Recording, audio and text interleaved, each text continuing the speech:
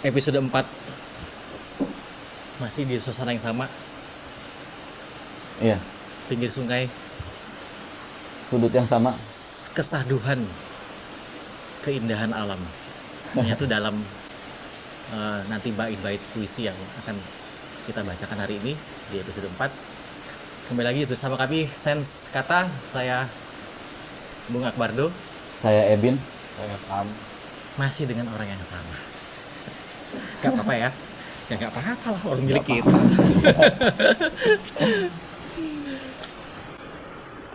Saya kasih bocoran dari angin. Saya pribadi, saya menyukai ada salah satu bait dalam puisi ini. Katamu selamat tidur di timang-timang luka. Itu dalam banget. Makanya saya putar terus Bung Ebin. Bahkan saya statuskan dalam status media sosial saya. Dan Alhamdulillah. ada yang bertanya, dalam banget bang katanya. Apa sih itu katanya. Nah, apa sih itu? Penasaran, nanti kita bahas di sini. Iya. Di dalam ulasannya. Mudah-mudahan nanti bisa menjawab ya rasa penasaran Iya. teman-teman semua di channel kita Sense Kata.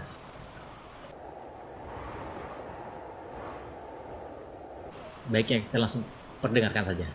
Silakan Bung Ebin. Bismillahirrahmanirrahim.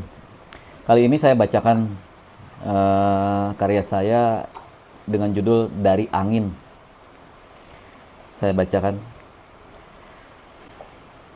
Dari angin. Dari angin yang membingkiskan debu sebelum langit berubah jingga. Aku terima pesan terakhirmu. Katamu, selamat tidur di timang-timang luka. Maaf kalau malam nanti bayangku menuai air mata sebelum kandas dalam pelukan selimut. Bertahanlah sampai nanti sembuh sendiri. Mungkin dari angin yang membingkiskan debu sebelum awan pendarkan jingga. Aku dapati pesan paling terakhir darimu. Napasku terbata-bata di ujung senja. Setelah ku jawab dalam gumam, pergilah kau berdebah. Esok tak ada lagi namamu. Sekian. Sahdu. Sahdu banget. Alhamdulillah. Iya. Sedikit pengantar nanti juga ke Mas Pam ya. Kalau kita baca puisi itu Mas Pam, kita perlu menjiwai nggak sebenarnya? Wajib ya, kalau Wajib kalau menjiwai. menurut saya itu Wajib. Bahkan ini Bung, penjiwaan itu harus kita detailkan gitu ya. Iya. Jadi penjiwaan kata per kata, kalimat per kalimat. Kemudian bentuk-bentuk penjiwaan itu termanifestasi ya. Terlihat dari intonasi dia, intonasi yang membaca, ekspresinya bahkan gitu. Judul misalnya tadi ya, Dari Angin. Ada banyak pilihan ekspresi di situ, ada banyak pilihan pengungkapan, cara pengungkapannya, cara membacakan. Ada yang dari angin, ada yang dari angin.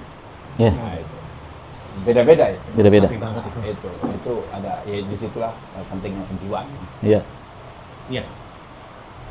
Terlepas dari apakah Bung Ebin menjiwai atau tidak, tapi itu kekasat ya, itu warna Iya. yang ingin disampaikan oleh Bung Ebin sendiri. Memang ya apalagi ketika puisi itu dibacakan pada saat suasana hati kita sedang di dalam puisi itu gitu. Iya. Butuh apa lagi gitu. Maksudnya terlepas dia dari seorang yang didaulat sebagai pembaca puisi ya, Iya. puisi ya. Seperti yang sebagaimana kita lihat puisi-puisinya seorang puisi besar dibacakan lagi oleh penutur puisi yang baik ya, dia akan menghubung-hubung. Nah, mungkin dia berusaha untuk menyelami lirik-lirik dari puisi tersebut. Gitu. Nah, pertama nih kita bahas bagaimana puisi ini bisa tercipta, apa yang latar belakangi, kemudian Historinya ya, Bung. Story-nya. Ada yang sebelum saya tanyakan tuh adalah kekuatan apa di balik puisi Iya. itu gitu. Iya. Sebenarnya nggak tahu bisa dibilang kebetulan atau enggak ya. Saya waktu itu sempat dengar, saya kan senang dengar musik instrumen. yang memang hanya musik aja sebenarnya, klasik lah. Terus itu saya nggak tahu judulnya apa, tapi nada-nadanya itu kayaknya sedih sekali gitu. Dan sempat ada sedikit seperti nggak tahu itu alat musik apa, tapi ada kayak ada anginnya. Akhirnya saya berimajinasi saat itu. Itu inspirasi Iya, utamanya. Dari inspirasi utamanya dari situ. Saya berimajinasi, oh mungkin ini bisa ditulis dalam bentuk cerita orang yang patah hati. Jadi ini latar belakangnya sebenarnya ceritanya orang yang patah hati, kasarnya ditinggalkan secara sepihak, gitu.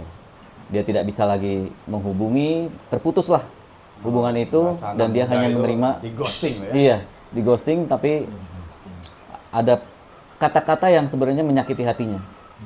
Makanya saya coba tuangkan ini dalam bentuk puisi yang judulnya Dari Angin. Sebetulnya kalimat ini mau saya ungkapkan sebagai penutup mesti ya. Oh iya. Apa tuh? Cuman nggak apa-apa, kita ungkapin aja ya, Mas Pam ya. Iyalah, ngalir. Nanti ditanggapi sama Mas Pam. Angin itu ya, kalau subjek atau objeknya angin, dia bisa membawa Iya. atau bahkan dia bisa menyampaikan ya, Mas Pam ya. Iya. Si subjek objeknya angin ini ya. Iya. Nah ini cenderung yang mana ini? Yang dimaksud oleh Bung Edwin dalam puisi ini? Keduanya. Oh, keduanya dia. Keduanya. Jadi kalau zaman sekarang ya pesan itu kan bisa lewat mana aja ya, Betul, betul. dengan teknologi segala macam, dan itu terwakili sebenarnya dari dengan kata Dari Angin. Dan angin itu sebenarnya memberikan suatu rasa yang spesifik tergantung orang yang merasakan angin tersebut gitu. Ya. Jadi ya itulah ada di situ terangkumnya gitu. Iya. Kalau secara umum dia bisa keduanya. Heeh. Secara khusus dalam puisi ini yang mana dia? Dia membawa pesan. dan dia menyampaikan juga. Ini adalah pesan terakhir yang dia sampaikan. Saya simbolkan, itu sebenarnya simbol dari Maksud saya gini, angin. membawa itu ya, kita yang terbawa gitu, atau orang-orang terbawa oleh angin. Nah, atau angin itu yang menyampaikan. Angin yang menyampaikan. Angin. Iya, angin yang menyampaikan. Tidak dibawa gitu ya. Tidak Dia dibawa, bisa- angin dia di sana. sebagai Iya, penyampai angin iya, itu ya. iya. Jadi sebenarnya ini adalah karena ceritanya adalah seorang kekasih yang ditinggalkan sepihak dan dia menyadari itu, ya itulah analoginya. Jadi dari angin lah dia menyimpulkan sebenarnya bahwa ini sudah selesai gitu. Oh, renang-renang ya. Iya, kayak gitu. Imajinasi saya. Ya, sih mau ya. Iya. Mas Pam gimana? Angin itu dalam beberapa lirik-lirik lagu, lirik puisi itu selalu mendapat tugas yang sama ya. Ya, Iya. Dia membawa pesannya. Memang angin itu selalu tugasnya sejauh yang saya tahu itu ya, dia membawa pesan. Artinya dia membawa pesan dari pemberi pesan dan mengirimkan pesan kepada penerima pesan. Itu tugas angin di situ. Nah, tugas ini itu terlihat di situ. Jadi yang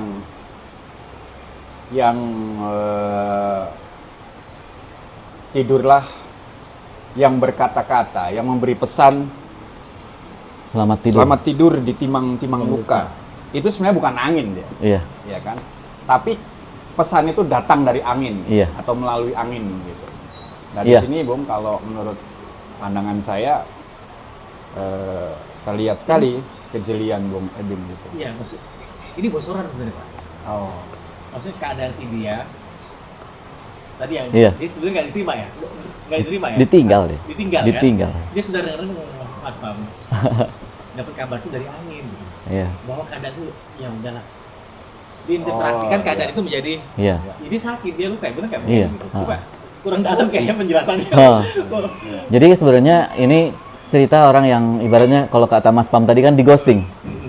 Di ghosting tanpa ke hal yang jelas, tapi dia sudah tidak biasa lagi menghubungi si kekasih, akhirnya terputus hubungan, dan itu menyimpulkan ternyata Iya, ini sudah itu. selesai Itu. gitu loh.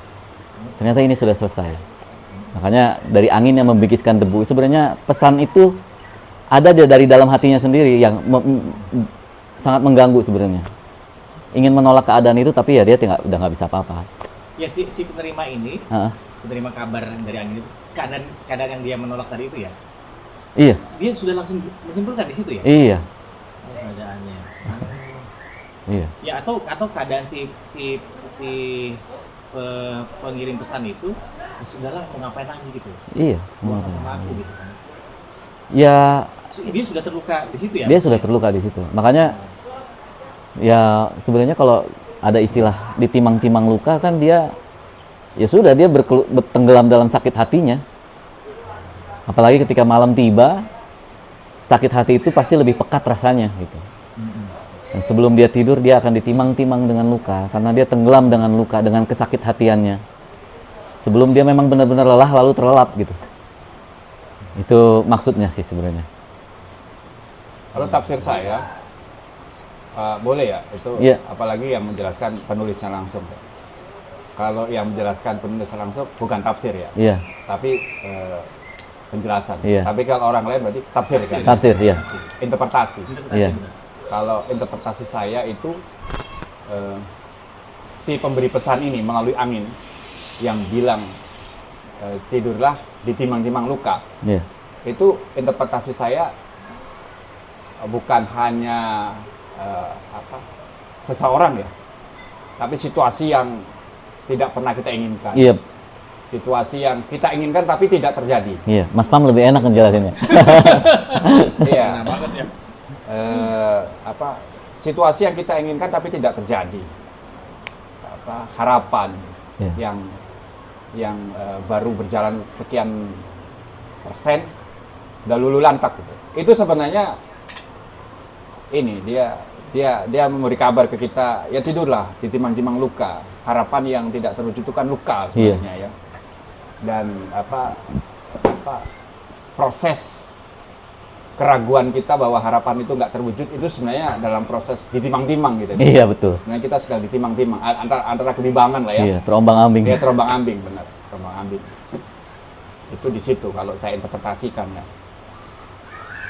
Bahwa di situ itu menurut penulisnya adalah antara seseorang dengan seseorang sah-sah saja. Sah-sah aja. Sah-sah saja. Ketika ada orang lain yang mendengar, membaca puisi ini punya interpretasi yang Berbeda. lain, sah-sah saja juga. Sah-sah gitu. saja. Tapi yang menarik buat saya, di situ dasarnya puisi ya, di situ dasarnya diksi, pilihan kata yang dilakukan secara disadari ya oleh Bung Edwin. Kata yang sangat multi interpretatif, multi tafsir. Iya.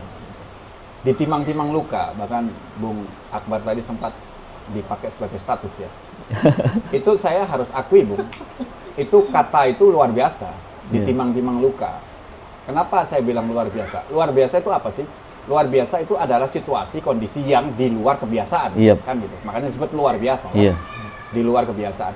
Kebiasaan orang nimang itu pasti ke hal-hal yang menyenangkan, Iya. ya kan? Iya, betul.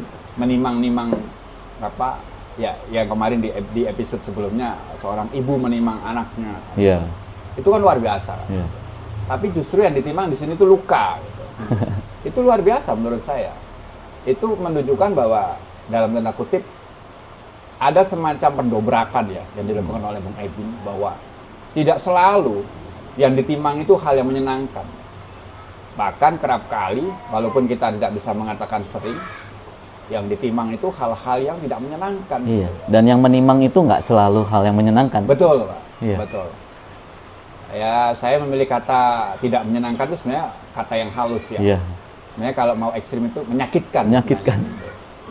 Menimang-nimang luka itu kan kita menimang-nimang hal-hal situasi keadaan yang menyakitkan. Iya. Gitu. Apa yang menjadi pemicu yang menyakitkan itu ya setiap orang berbeda-beda ya. Iya. Gitu. Setiap orang berbeda-beda.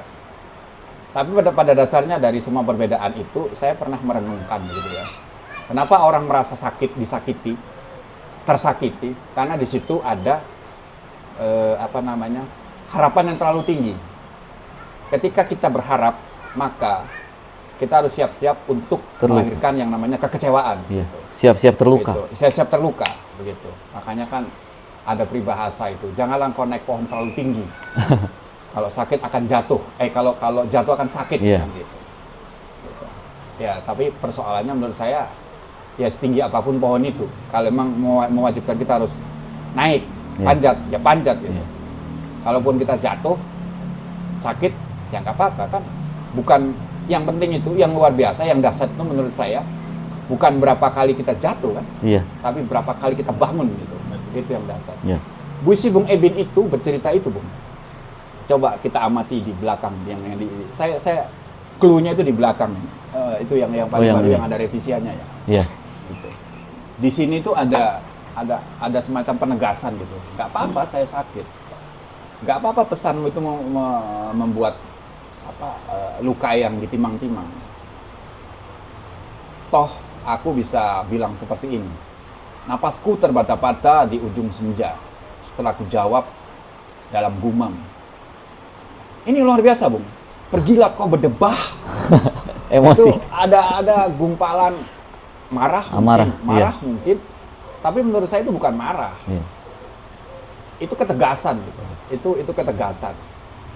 Beda sekali ya antara marah dan ketegasan. Iya. Marah itu emosi yang cenderung tidak terkontrol. Iya. Tapi kalau ketegasan itu emosi yang kita sadari gitu. Kita sadari gitu. Terus pilihan kata berdebah gitu. Itu apa ya? Semula saya duga itu kurang estetik ya. Iya. Tapi menurut saya justru itu estetik gitu. Oh ya. Artinya apa? Dalam menciptakan atau memilih kata atau diksi kata itu ya, diksi ya, Iya. itu kita juga menurut saya harus mulai apa ya, memiliki sedikit keberanian. Saya bilang sedikit ya, untuk memasukkan definisi baru tentang keindahan atau estetika. Gitu. Kata berdebah itu belum tentu lo nggak estetis, Iya. gitu kan? Kalau dia ditempatkan dalam lirik atau kalimat atau baris yang sangat kontekstual, itu menjadi estetik. Jadi, Pergilah kau berdebah. Ini estetik daripada, mohon maaf, saya misalnya pakai kata begini, pergilah kau bangsat. Iya. Itu nggak estetik. Atau pergilah kau bajingan, itu nggak estetik. Tapi pilih kata berdebah. Itu menurut saya estetik. Ada ketegasan dengan mempertahankan estetika. Gitu. Ditutup dengan kayak ini ya, kayak semacam apa ya, reinkarnasi, bukan reinkarnasi ya, lahir kembali, Kebangkitan. kebangkitan ya gitu. Dan, di sini ditekankan esok tak ada lagi namamu. Iya. Jadi ya namamu itu bisa person, Iya. bisa juga kegagalan, ya Iya. kan? Bisa juga kesulitan kan gitu. Kan ini kalau menurut saya pribadi itu kita harus memiliki energi yang cukup besar gitu ya untuk mengulang kata perpisahan dengan kesulitan. Iya. iya, Betul. betul. Iya. Begitu muncul kesulitan, siapkan kata perpisahan itu. Esok nggak ada lagi namamu, esok nggak ada lagi namamu, esok nggak ada kesulitan, esok nggak ada kesulitan. Harus ada energi yang besar itu. Wah, benar juga ya. Harus energi yang besar itu. Nah, menurut saya kesadaran, kemauan, keinginan kuat untuk menyiapkan, mengalokasikan energi yang besar itu harus didokumentasikan, Pak. Dalam bentuk apa? Kata. Dalam bentuk kata yang seperti apa? Kata-kata yang indah. Kata-kata yang indah itu apa? Ya puisi kan, menurut Iya. saya. Jadi saya semakin menemukan bahwa dari episode sebelumnya gitu ya, bahwa puisi itu memang wajah gitu ya. Wajah dari keberanian, dari sikap tegas penulis puisinya gitu. Bukan wajah kelemahan. Oke. Di situ itu tidak ada kelemahan sama sekali. Tidak ada sentimental di situ. Iya. Tidak ada kecengengan di situ. Itu walaupun situasinya itu Menyakitkan. menyakitkan ya, Iya. timang-timang luka gitu. Iya. Bahkan itu ada ejekan, Bung. Saya ngelihat si pemberi pesan ini Iya, ejekan. ada sedikit kurang ajar ya. Iya. Dia kayak mengejek. Coba ya, saya ulang ya. Saya coba bacakan. Katamu selamat tidur di timang-timang luka. Maaf kalau malam nanti bayangku menua air mata sebelum kandas dalam pelukan selimut. bertahanlah sampai nanti sembuh sendiri. Mungkin. Coba. Itu kan diajak coba Iya. kita kan. Brengkes kalau saya Iya. bilang brengkes tuh. Bengket. Dikiranya kita nggak bisa gitu Iya. loh, menjalani ini dengan tegar, Iya. dengan kuat gitu kan. Kita bisa kok, dan Bung Edwin menunjukkan Menutup di terakhir itu bahwa saya bisa gitu. Saya bisa ya, tidur tanpa timang-timang luka. Iya. Itu, Bung. Nah itu yang saya tuh nggak bisa Silakan Bu. menjabarkan sedemikian rupa seperti yang Mas Pam ini, karena saya sangat merasa terwakili justru Mas dengan itu, karena apa yang saya tuangkan di puisi adalah sebuah emosi tertentu dan hanya sebatas itu, dan kekurangan saya adalah menjabarkan sebenarnya bagaimana sih perasaan dari sebuah puisi. Ya perasaan saya adalah ada di puisi, tapi ketika Mas Pam coba menjabarkan itu rasanya kena sekali sih sebenarnya. Ya, itulah yang dimaksud dengan sesi kita ulasan ya. Ah, Nanti kena banget ulasannya. Kalau saya justru mau mundur dikit. Ada nggak kecurigaan begini di dalam? Tadi sebenarnya udah Iya. dengan gamblang sih. iya. Sebenarnya ya ejekan itu begini. Udah gue bilangin sih, nggak usah lagi deket-deketin gua gitu. Ya bisa aja. Ya akhirnya lu gitu kan terluka. Iya. Sampai ditimang-timang luka itu sampai dia pikir sampai ditimang-timang. Dia gitu, ditimang-timang, lama gitu ya. ditimang-timang Ternyata luka. dia Yang langsung- menimang adalah luka. Ha. Nggak sampai begitu. Atau si penerima kabar dari angin itu, gue juga sih ngapain sih ngarep Iya. dari Iya, dunia iya. gitu Iya kan. betul, benar. Akhirnya begini keadaannya gue timang-timang lu.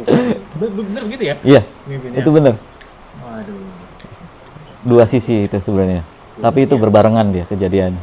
Itu benar sekali. Tapi ada yang Mas Mam, puisi yang menjawab tuh ada ya?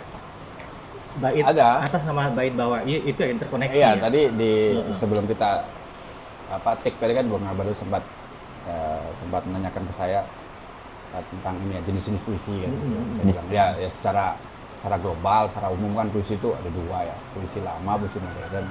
Puisi lama itu ada banyak jenis-jenisnya, banyak contoh jenis lah ya.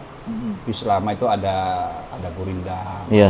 ada kalibun, ada syair. Syair. Yang kemarin ada kawan kita yang nanya apa perbedaan puisi dan syair, ya nggak ada bedanya. Puisi syair itu bagian dari puisi. Ada mantra juga, Bung, jangan salah. Oh iya, Mantra, iya. Ada mantra. Mantra. Mantra itu masuk puisi. Terus kemudian ada pantun ya, gitu. Nah,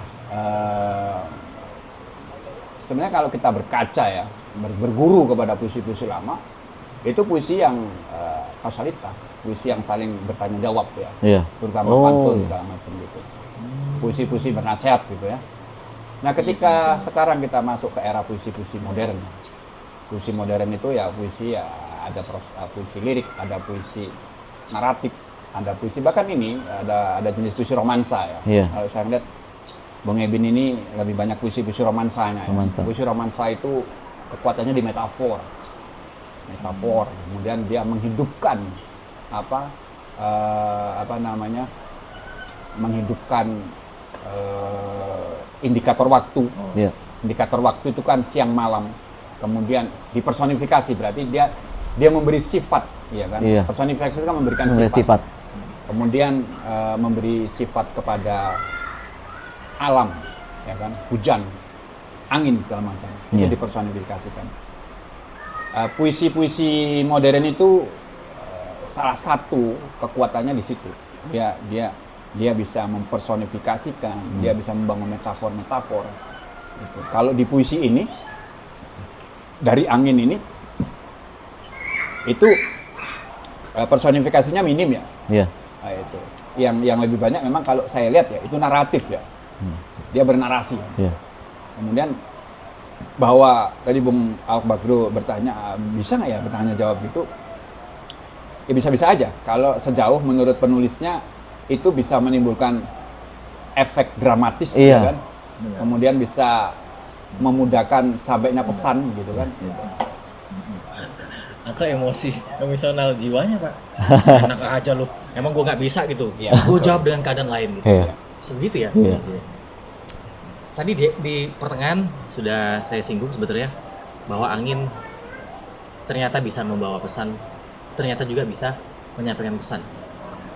Bagian manakah kita? Apakah kita hanya menunggu pesan dari angin yang dibawa entah kemana, atau angin itu sampai kepada kita, pesan dari angin itu? Iya. Tuh. Episode 4, Sense of Kata, taking out.